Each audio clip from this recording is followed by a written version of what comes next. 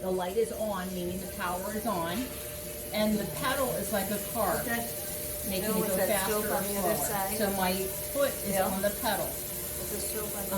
This wheel has a metal wheel, and this plastic thing here is called a bat. And so the bat now is secured onto the screws of the metal plate. Okay. This little piece of clay was cut from that pure block. There's no air in it whatsoever. Okay. If there was air in here, we would have to take it over to the plaster table where there's clay sitting over there right now. We would have to wedge it to get all the air bubbles out. If you feel there's an air bubble in your clay, it's not wedged enough, or maybe there was an air bubble in the manufactured clay, but I doubt it. I took this clay and I added a little bit of water to my bat, okay, just a little tiny bit, and I just secured it down. Tight, okay. If I pick this clay up, the whole plastic bat will come up with it. Oh. So that's good, because it's okay. suctioned on. Your wheel speed goes from fast to slow as you start your techniques. What do you mean it's fast or slow? You start it fast? Yeah. Okay. And unfortunately, looking at the stages of throwing poster over there, you'll see the first section is just showing you what I have. Right. The second picture down is where you're going to put your hands on the clay and spin your wheel. It's called centering your clay. Centering the clay out of all those steps, number one is the hardest. Okay. When you know it. Like the rest of them are easier. Number one's the hardest. Okay. I'm going to just show you today, since you're new to this, that stage. Okay. So you can practice that. How's that sound? Sounds good. All right. All right, so here we go. Again, we're going to go fast, but my pedal's into the metal. And you use a sponge? I use a sponge. Okay. Because you don't want friction between the clay and your hands, or clay will build up on your skin. Okay. And then it'll stick to the clay. All right, so if you're centering, what are you using? How are you using the sponge? I'm just doing that.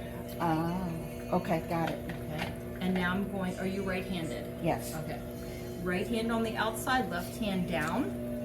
And I'm going to use my upper body, and I'm leaning forward. Okay. And I'm pressing down and in. With your thumb area, you're pressing down and in? That part, okay. You can see clay is starting to build up. That's not good, so I'm going to add a little water. Okay. You do that again.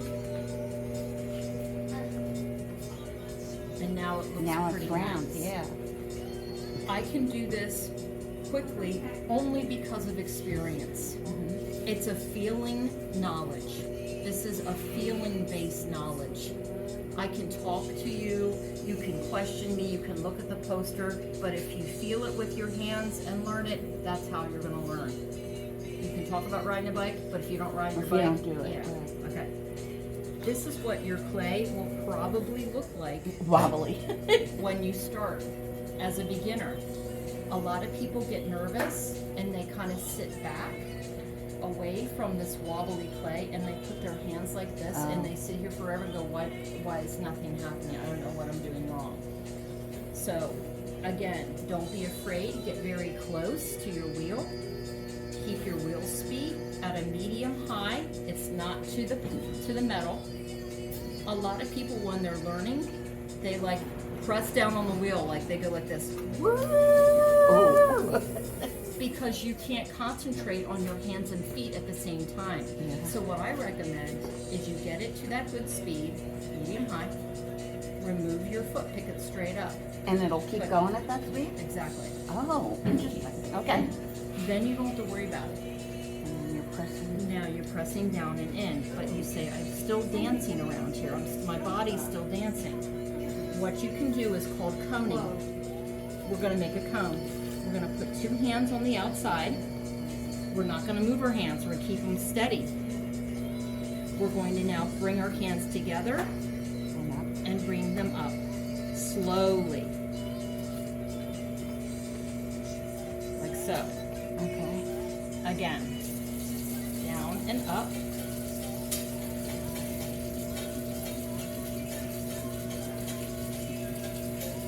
Up to a little cone shape.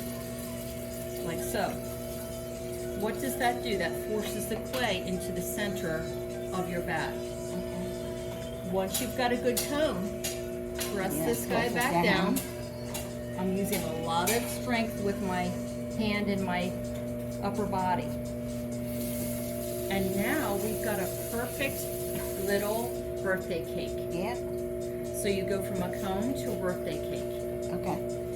You can cone as much as 6 times, even more than that, but like at least 2 times cone it when you're coning. Once you have your birthday cake, you want to make sure your birthday cake is ready for decorating. So you want a nice flat top for your candles, and you want the outside edge to be good for frosting.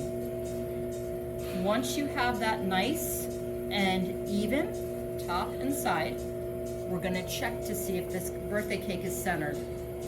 I'm going to take my finger and put it in the middle of my birthday cake and bring my finger to my belly button in one line. Here we go. 1, 2, 3. Oh, wow. Now we have a perfect spiral. That's called the spiral test. If it looks like it's a perfect spiral going back on itself, which it does, you're centered on the top. We're now going to do the finger test for the outside of our birthday cake. Hold your wrist, put your pointer finger out, and put it to the side. If your finger does a little dance, you know it's not centered. You have more work to do.